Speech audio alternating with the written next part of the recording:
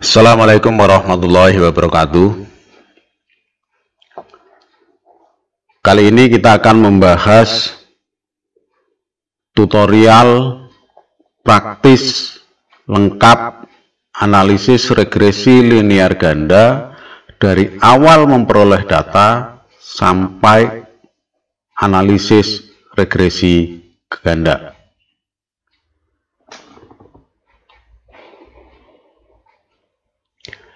Bahasan ini berawal dari adanya request untuk melakukan analisis regresi linear ganda terhadap permasalahan pengaruh harga dan promosi terhadap keputusan pembelian pelanggan Enervonsi. Data-data yang terkumpul berupa data responden, yaitu variabel pengguna.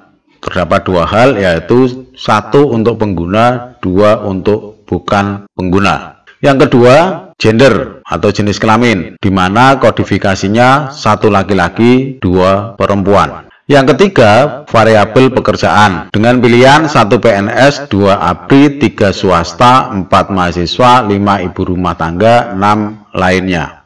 Data berjumlah 45 berasal dari responden yang berjumlah 45. Di masing-masing variabel memiliki jumlah indikator atau jumlah data yang berbeda-beda, tetapi menggunakan skala yang sama, yaitu skala interval dari 1 sampai 5. Untuk variabel yang pertama, variabel harga, terdiri dari 12 item. Untuk variabel promosi, terdiri dari 8 item. Untuk keputusan pembelian, terdapat 16 item. Berdasarkan data inilah nanti kita akan melakukan analisis regresi linear ganda. Pengolahan data dilakukan dengan SPSS berdasarkan data yang sudah kita kumpulkan, sehingga kita perlu masuk ke SPSS. Kita pilih software SPSS versi berapapun, silahkan. Sudah masuk ke SPSS, yang kita perlukan adalah data yang berasal dari data mentah yang di Excel. Untuk mempermudah, kita blok variabelnya, variabel dan indikatornya, kita copy, lantas kita pilih di tempat yang kosong, kita klik pas spesial, kita pilih value, kita pilih transpose. Oke, kita blok dulu, kita copy, kita masuk ke SPSS tadi, kita pilih variabel view, kita paste atau Ctrl V, kita sudah mendapatkan data variabel sama persis dengan variabel yang ada di Excel. Langkah berikutnya adalah kita memberi label untuk variabel yang nominal atau ordinal. Di sini ada 3 variabel nominal, yaitu pengguna, gender, pekerjaan. Kita pilih di value, klik yang titik-titik, berikan label sesuai yang ada di sini, yang ada di Excel-nya. Pengguna, 1 pengguna, 2 bukan pengguna. Berarti di sininya 1, labelnya pengguna, add, terus 2 bukan pengguna. Oke, kita sudah punya label untuk pengguna. Yang berikutnya gender, klik di value, muncul value label 1 laki-laki, add, 2 perempuan, add. Oke, kita nanti sudah punya labelnya. Yang ketiga, untuk pekerjaan, value-nya diklik, yang non ini diklik, terus diklik yang titik-titik, berikan label sesuai dengan kategori yang ada di Excel. 1 PNS, add, 2 kita lihat lagi di sini, ABRI, add, 3 swasta, add, 4 mahasiswa, 5 ibu rumah tangga, 6 lainnya, add. Oke, Indikator dari setiap variabel yang lainnya yang akan kita teliti, kita buat pengukurannya. Kita klik aja biar berubah menjadi scale, karena data kita data interval, semua ke bawah seperti itu. Jika seluruh indikator sudah ditentukan pengukurannya, kita kembali ke data view. Klik data view yang ada di bagian bawah. Sehingga kita sudah punya variabel, tetapi belum punya datanya. Oleh karena itu, kita ambil dari Excel. Data dari mana? Pengguna yang nomor 1, sampai ke bawah di blok. Seluruh data di blok, kita copy, atau Ctrl C. Setelah itu kita masuk ke SPSS, kita paste, atau Ctrl V. Di sini kita sudah bisa mendapatkan data yang siap digunakan. Kalau toh misalnya pengguna itu ada 1-2, tadi ada pengguna, gender, pekerjaan itu ada labelnya, kita bisa juga munculkan di sini. Klik view, klik value label, sehingga data yang ada di sini sesuai dengan label yang kita munculkan. Data sudah siap, kita lanjut kepada analisis.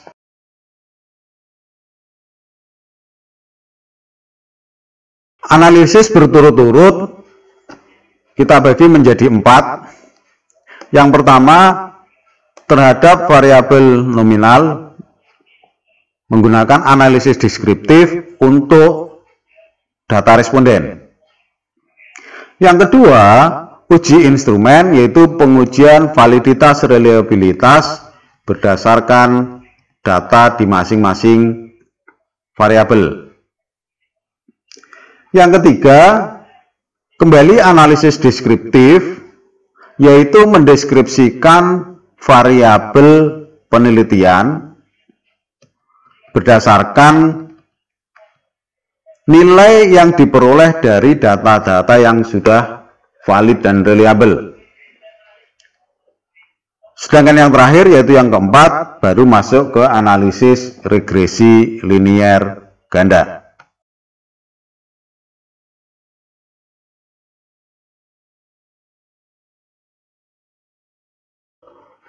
Kita mulai dengan yang pertama, analisis deskriptif untuk menunjukkan deskripsi dari responden penelitian. Analisis bisa dilakukan secara terpisah antara pengguna, gender, pekerjaan, atau kita lakukan secara sekaligus.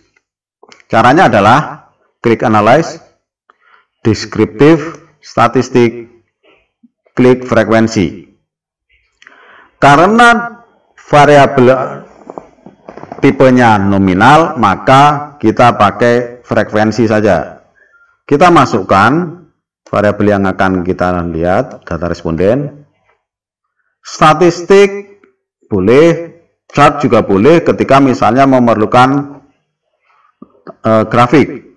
Terserah mau bentuk bar, pie, histogram, atau yang lainnya. Oke, kita klik continue, klik OK. Dari sini sudah kita temukan bahwa responden yang kita miliki seperti apa. Dari 40 data responden, ternyata seluruhnya adalah pengguna. Kenapa ini ditanyakan? Karena judulnya tentang keputusan pembelian pengguna Enerphone C, sehingga harus dipastikan bahwa responden kita memang benar-benar pengguna. Kalau bukan pengguna, maka responden tersebut tidak bisa digunakan sebagai responden, harus dikeluarkan. Datanya tidak kita pakai. Tentang gender, jenis kelamin. Di situ sudah terlihat bahwa laki-laki 60%, perempuan 40%, silahkan baca sendiri. Yang ketiga tentang pekerjaan, itu sudah ada masing-masing, semuanya lengkap, tidak ada yang hilang, bahwa sebagian besar adalah ABRI dan ibu rumah tangga, contoh kasus di sini. Sedangkan grafiknya bisa dilihat di bawah, sudah terlihat semuanya, ada datanya. Analisis yang pertama selesai.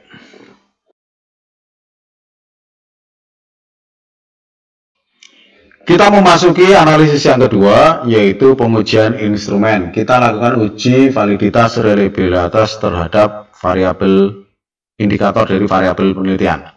Kita mulai analyze scale reliability analysis. Yang akan kita uji apa? Misalnya kita uji variabel yang pertama. Untuk variabel harga terdiri dari H1 sampai H12. Maka kita blok, kita masukkan ke sebelah kanan. Jadi uji validitas reliabilitas tidak boleh dilakukan secara keseluruhan untuk variabel yang berbeda. Harus dikelompokkan berdasarkan variabelnya. Oke, kita pakai model alfa, tetap modelnya alfa aja. Terus statistik kita klik. Kita nggak usah milih yang banyak, cukup yang scale if item delete. Klik continue, klik continue. Kita sudah dapatkan outputnya. Dari output ini kita lakukan uji validitasnya dulu. Meskipun reliability ada di atas, tapi harus diuji validitasnya terlebih dahulu. Caranya adalah membandingkan R hitung dengan R tabel. R tabelnya bisa dilihat di tabel statistik. Misalnya karena untuk 45, untuk total nilainya adalah 0,2876.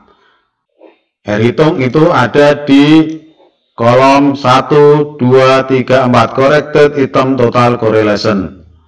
Untuk mempermudah, kita bisa pakai yang nilai umum, kriteria yang umum, yaitu di atas 0,3. Berdasarkan hasil analisis, ternyata kita lihat ada indikator untuk variabel H. Kita asumsikan bahwa masih ada nilai R hitung yang di bawah R tabel atau di bawah 0,3, yaitu H1.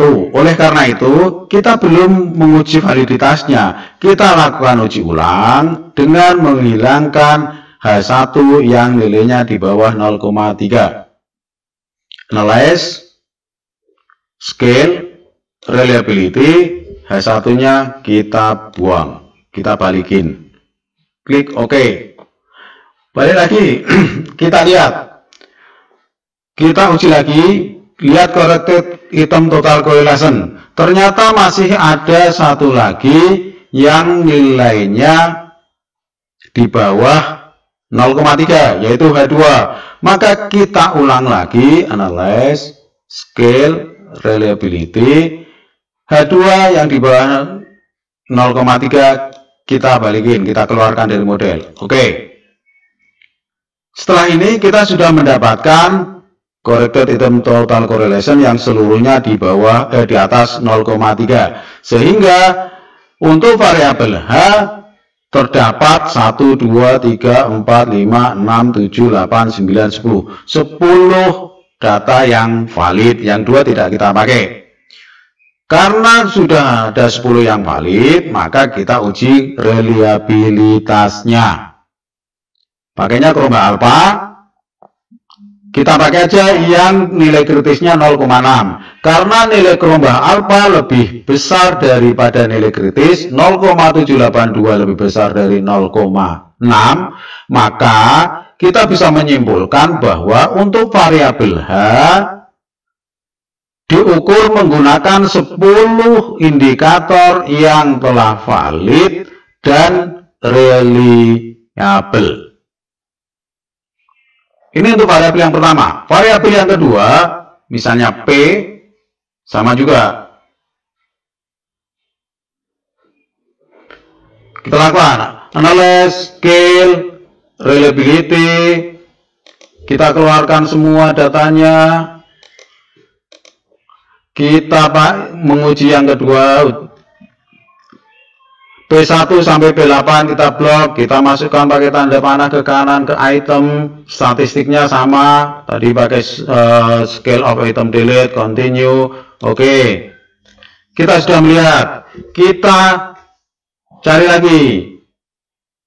Ternyata kalau kita menggunakan kriteria di 0,3 sebagai nilai kritis korelasi, maka terdapat satu indikator yang tidak valid, yaitu P5. Maka kita keluarkan dari model. Analyze, scale, reliability, P5-nya kita keluarkan. Oke. Dari sini sudah terlihat bahwa seluruh datanya P1, P2, P3 sampai P8 semuanya valid kecuali P5. Langkah berikutnya kita uji reliabilitasnya. Dari nilai gelombang alfa ternyata sudah lebih dari 0,6 sehingga reliable. Kesimpulannya, untuk variabel P diukur menggunakan 7 item yang sudah valid dan dinyatakan reliable karena gelombang alfanya lebih besar dari 0,6. Yang kedua sudah, kita berikutnya untuk yang variabel ketiga, KP. Analyze, scale, reliability, kita keluarkan semuanya. Kita masukkan yang mengukur untuk KP, KP1 sampai KP16. Kita masukkan ke kanan, sama dengan tadi statistik. Kalau sudah tercentang, sudah biarin scale of item delete. Oke, kita cek satu persatu. Di sini ada dua, KP1 0,294 dan KP9 0,289. Dua-duanya di bawah 3. Kita hilangkan salah satu yang nilainya lebih kecil, yaitu KP9. Analyze, scale, reliability, KP9-nya kita keluarkan. Kita balikin pakai panah kiri. Oke, kita cek lagi. Ternyata KP1 dan seterusnya ada satu, yaitu KP1 di bawah 0,3. Kita ulang lagi, kita keluarkan lagi dari model. Scale, reliability, KP1 dikeluarkan. Oke. Di sini sudah terlihat bahwa seluruhnya sudah di atas 0,3. Maka kita lakukan pengujian reliabilitas. Dari tabel reliability statistik terlihat bahwa gelombang alfanya lebih besar dari 0,6, yaitu 0,857 lebih besar dari 0,6, sehingga telah reliable. Artinya untuk variabel KP telah reliable diukur dengan menggunakan 14 item yang sudah valid. Sampai di sini selesai sudah kita melakukan uji instrumen, yaitu validitas dan reliabilitas terhadap variabel H, variabel P, dan variabel KP.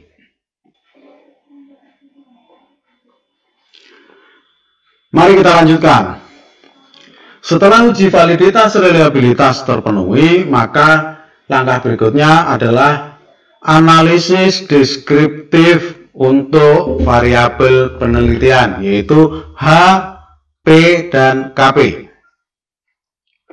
Untuk bisa mendeskripsikan variabel, maka kita memerlukan data dari H.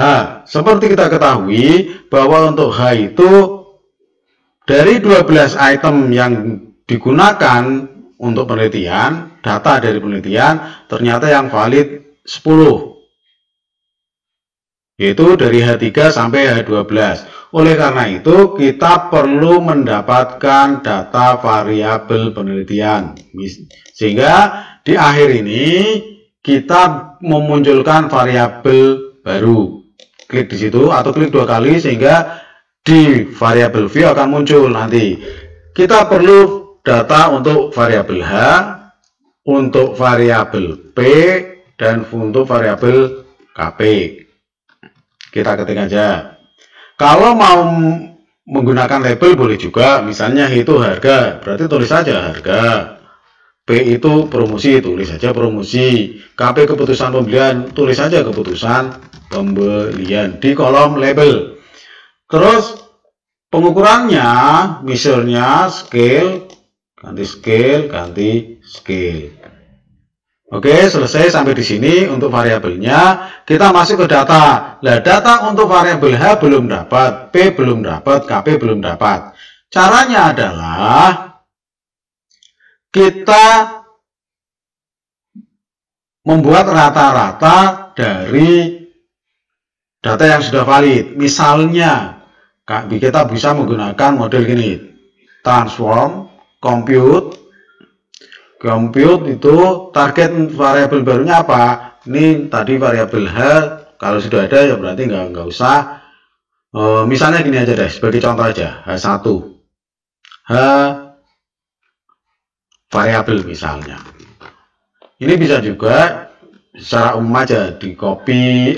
Untuk variabel yang valid itu yang mana sih tadi? Yang tidak valid H1, 2. Berarti H3 masukkan ke kanan, ditambah H4, ditambah H5, ditambah H6, ditambah H7, ditambah H8, ditambah H9, ditambah H10, ditambah H11, ditambah H12, dibagi yang valid 10 bagi 10. Oke, kita kembali ke data. Di situ sudah ada data variabel kalau menggunakan model 1. Kalau menggunakan transform ini kita kesulitan, kita ada cara kedua, yaitu data yang ada di kita ini kita copy ke Excel, atau kalau enggak kita balik ke variabel Excel. Di sini data aslinya ini kita copy saja secara keseluruhan, masuk ke sheet yang baru, kita paste sehingga kita dapatkan data yang baru. Di sini kita hilangin indikator-indikator yang tidak valid. Misalnya untuk variabel H itu H1 dan H2-nya tidak valid. Kita klik kanan, kita del aja. Sehingga sisanya yang valid saja. Yang berikutnya untuk variabel P yang tidak valid adalah P5.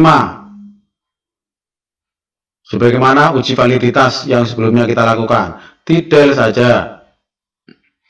Terus untuk variabel KP sesuai dengan yang dilakukan di uji validitas tadi, ada 2 indikator yang tidak valid, yaitu KP9 kita hilangin dan KP1 kita hilangin, kita del. Oke, kita sudah mendapatkan data yang valid, cuma yang valid. Untuk mendapatkan variabelnya kita klik aja, misalnya variabel H, variabel P, variabel KP. Nah, variabel H itu berasal dari mana? Berasal dari data yang sudah valid rata-rata. Kita klik sama dengan average. Kita masuk ke H, tadi H1-nya, H2 sudah hilang karena tidak valid. Kita ambil H1 sampai H12, klik enter. Kita sudah mendapatkan data. Untuk P sama juga, average P1 sampai P8 minus P5 karena tidak valid. Enter. Yang KP sama juga, average KP1 tidak valid sehingga udah hilang, KP2 sampai KP16 minus KP9. Nah, kita sudah dapatkan itu.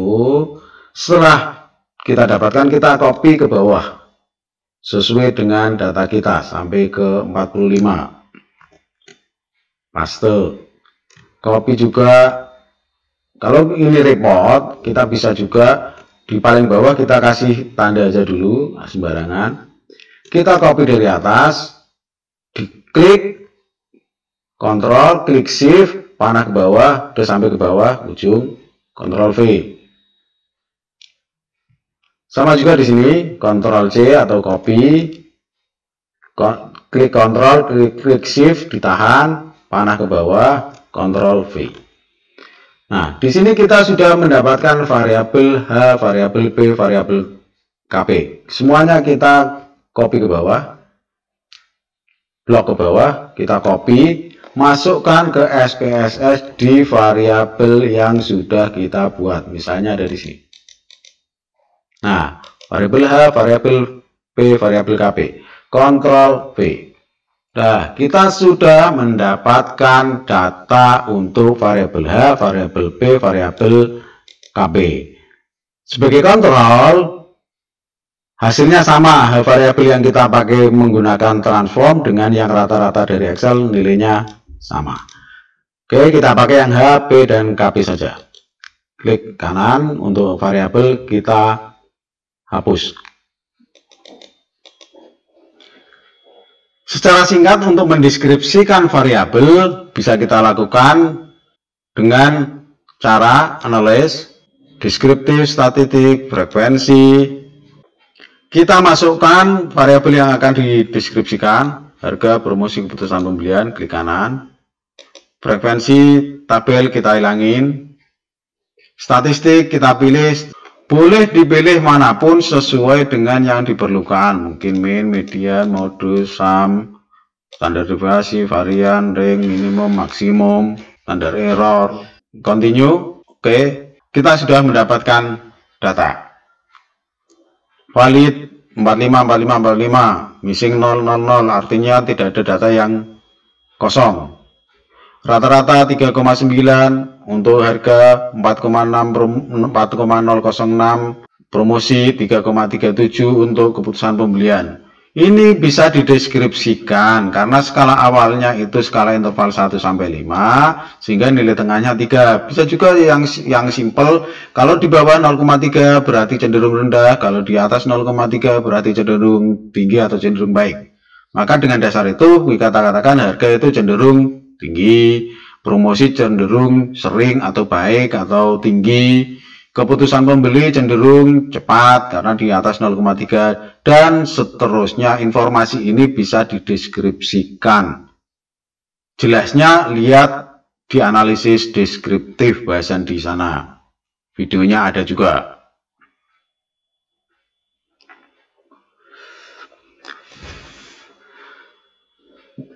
Kita sudah mendapatkan variabel H, variabel V, variabel KP.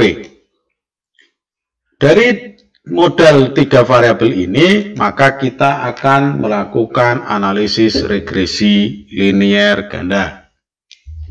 Analisis regresi linear ganda memiliki 3 tahapan, yaitu yang pertama uji persyaratan analisis, yaitu uji asumsi klasik.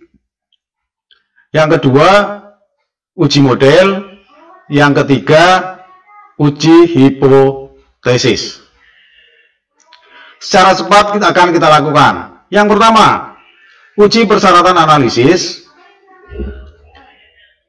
Kita lakukan. Caranya, klik analyze, regression, linear. Kita masukkan variabel yang akan kita uji.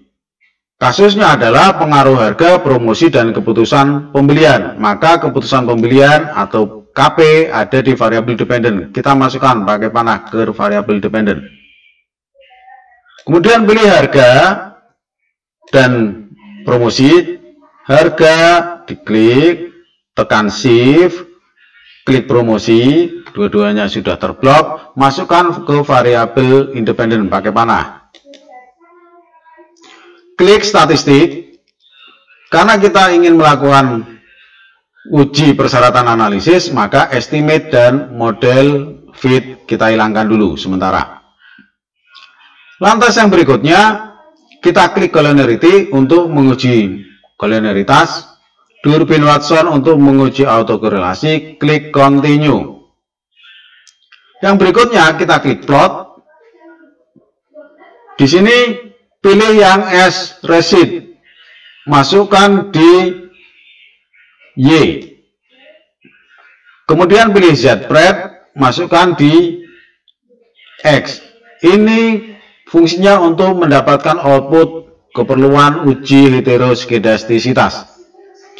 Lalu berikutnya kita klik histogram, klik normal probability plot, terus kita klik continue. Histogram normal probability plot untuk uji normalitas. Kita bisa juga menambahkan klik save, klik unstandardized residual, include the covariant metric, boleh dicentang, boleh juga tidak, kita biarkan saja. Continue. Oke. Kita sudah mendapatkan hasilnya. Di data nanti muncul nilai res, variabel baru. Ini fungsinya untuk uji normalitas. Kita mulai dari yang pertama, uji normalitas. Uji normalitas sebagai persyaratan analisis yang pertama, kita bisa lakukan dengan histogram. Normalitas terpenuhi jika kurvanya berbentuk simetris, rata kanan dan rata kiri. Kita boleh mengasumsikan bahwa normalitas terpenuhi. Yang kedua, bisa dilihat dari normal PP plot. Normalitas terpenuhi jika titik-titik ini berada di sepanjang garis diagonal dan tidak jauh dari arah diagonal. Ketika model grafik ini ternyata kita masih belum yakin normalitas terpenuhi atau tidak, karena di sini memang agak cenderung kok di sebelah kanannya agak lebih tinggi, maka kita bisa lakukan uji lanjutan normalitas dengan cara analyze non-parametric test legacy one sample KS. Klik. Yang mau dimasukkan yang mana?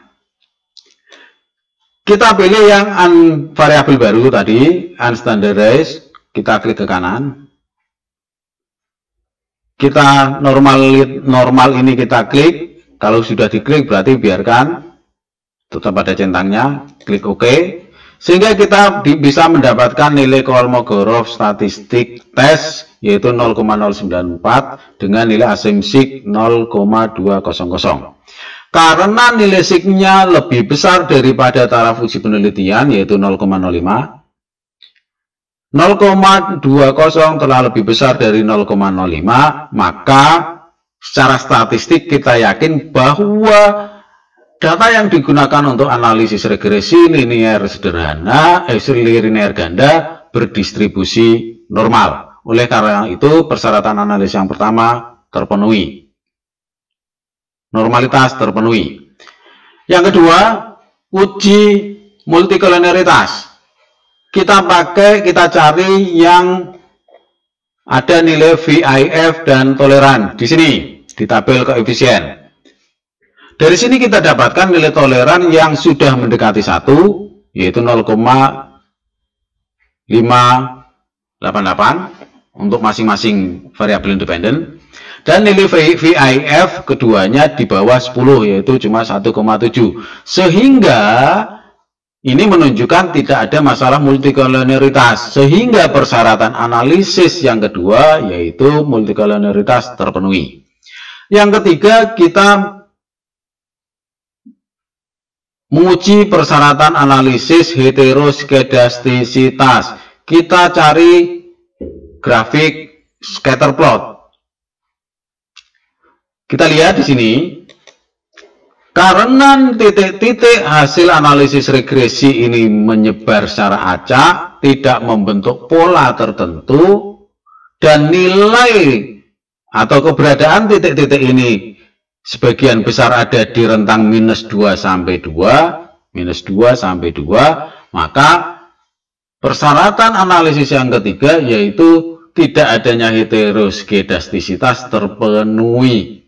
Ini sekaligus menunjukkan bahwa analisis kita benar-benar linier. Yang keempat, uji autokorelasi. Kita cari nilai Durbin Watson, yang ada nilai Durbin Watson. Di sini tabel model summary. Dari hasil analisis terlihat bahwa nilai Durbin Watson itu 2,145. Nilai tersebut berada di rentang nilai antara 1,65 sampai dengan 2,35.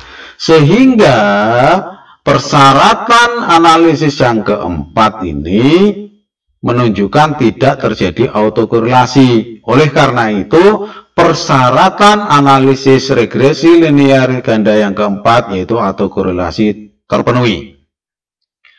Karena sudah terpenuhi persyaratan analisisnya yaitu normalitas terpenuhi, multikolonialitas terpenuhi, heteroskedastisitas terpenuhi, autokorelasi terpenuhi, maka analisis bisa kita lanjutkan ke tahap berikutnya, yaitu uji model dan uji hipotesis.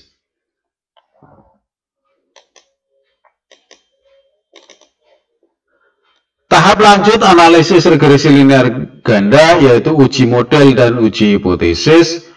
Pengolahannya dilakukan sekali berbekal data variabel H, variabel P, variabel KP. Caranya sama dengan uji persyaratan analisis. Kita klik analyze regression linear. Kebetulan tadi kita sudah masukkan. Kalau belum, caranya sama. Keputusan ada di dependent, harga dan promosi ada di independent. Kita klik statistik. Karena keperluannya untuk uji model dan uji hipotesis, maka estimate dan model fit kita centang.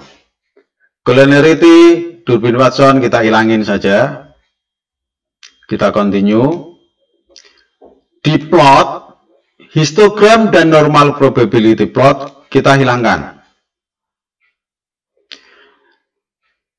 Untuk scatter, S-receipt kita keluarkan, Z-breadth kita balikin ke kiri, sehingga untuk plot ini tidak ada sama sekali yang dipilih. Continue. Yang selanjutnya di menu save, yang tadinya ada unstandardized kita klik, kita hilangin saja. Include covariance matrix juga kita hilangkan. Di sini semuanya tidak dipilih. Continue. Setelah itu oke. Kita sudah mendapatkan tabel utama yang digunakan untuk uji model maupun uji hipotesis.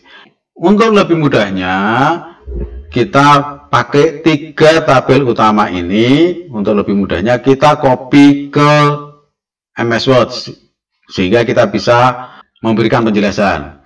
Klik kanan, copy spesial, pastikan untuk image ini muncul. Oke, masuk ke MS Word. Di MS Word ini kita pas spesial, pilih yang picture, misalnya PNG. Data yang kedua untuk uji model sama juga.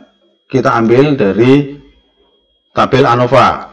Kita copy, masuk ke MS Word, pas spesial juga.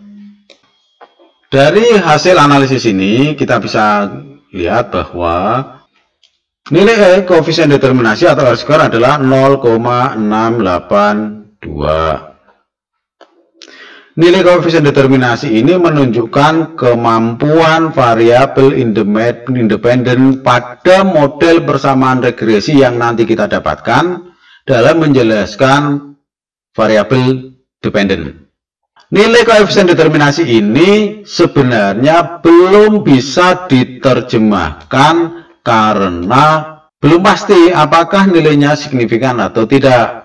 Oleh karena itu, kita lakukan pengujian model, uji signifikansinya dulu. Dari tabel ANOVA kita lihat nilai signya itu sig untuk F ya, itu 0,000. Karena nilai sig F-nya lebih kecil daripada alfa, yaitu 0,000 lebih kecil dari 0,05, maka nilai koefisien determinasi 0,682 signifikan. Interpretasinya, dari hasil analisis tersebut maka dapat diketahui bahwa H dan P dalam model persamaan regresi yang nanti kita peroleh mampu menjelaskan 68,2% variasi KP. Nilai itu cukup lumayan tinggi sehingga keputusannya untuk uji model persamaan regresi linier ganda H dan P terhadap KP yang nantinya kita dapatkan layak digunakan untuk menjelaskan pengaruh H dan P terhadap KP. Karena berdasarkan uji model sudah layak, maka analisis bisa kita lanjutkan dengan uji hipotesis.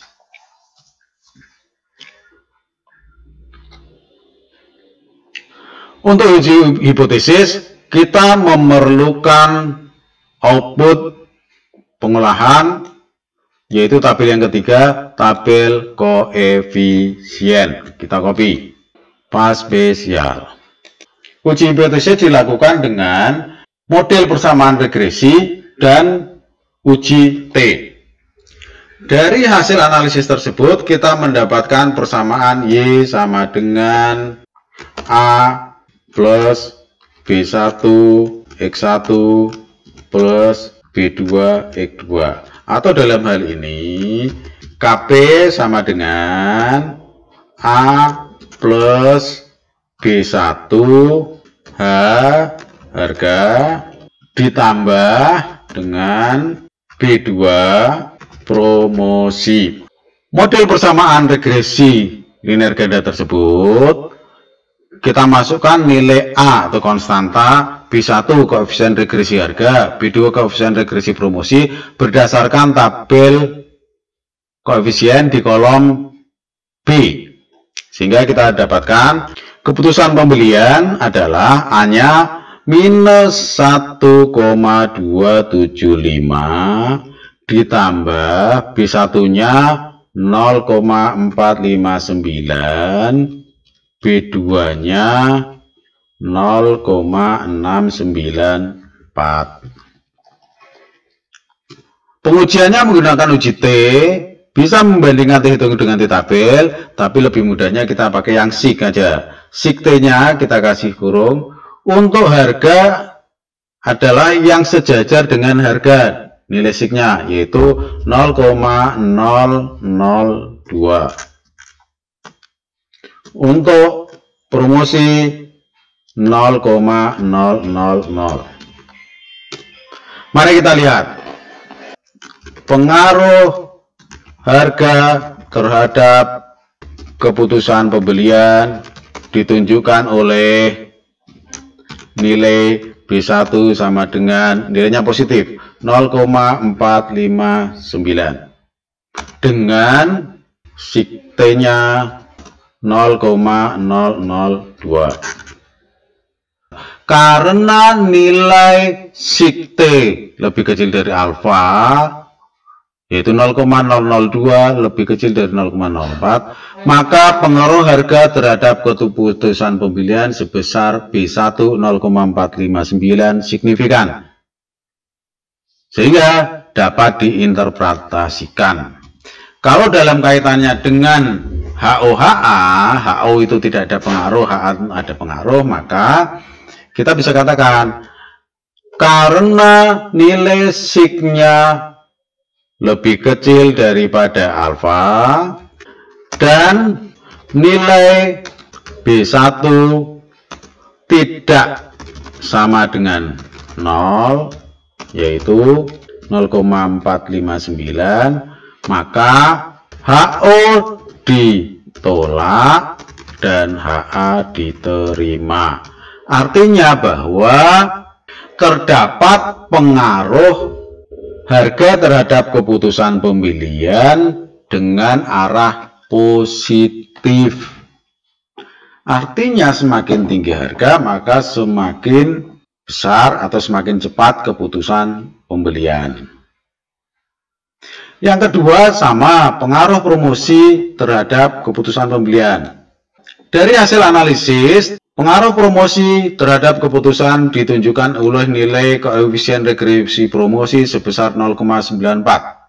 Karena nilai signya lebih kecil daripada alfa, 0,000 lebih kecil daripada 0,05, dan nilai koefisien regresi promosi atau B2 tidak sama dengan 0, yaitu positif 0,694, maka HO ditolak dan HA diterima, yang berarti bahwa terdapat pengaruh promosi terhadap keputusan pembelian dengan arah positif, yang artinya bahwa semakin baik promosi yang dilakukan oleh perusahaan, maka semakin cepat keputusan pembelian konsumen.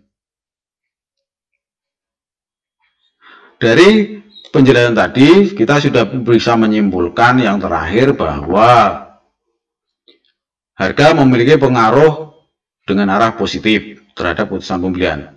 Promosi memiliki pengaruh dengan arah positif terhadap keputusan pembelian.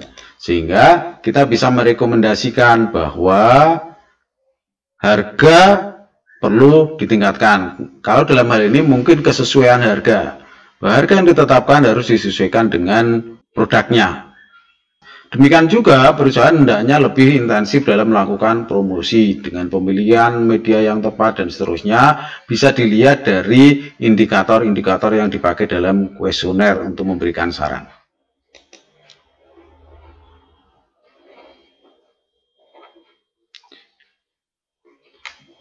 Demikianlah akhir dari bahasan analisis regresi linear ganda, tutorial praktis pengolahan dan interpretasi analisis regresi linear ganda dari awal sampai akhir, atau kita katakan dari A to Z. Mudah-mudahan bermanfaat. Terima kasih. Wassalamualaikum warahmatullahi wabarakatuh.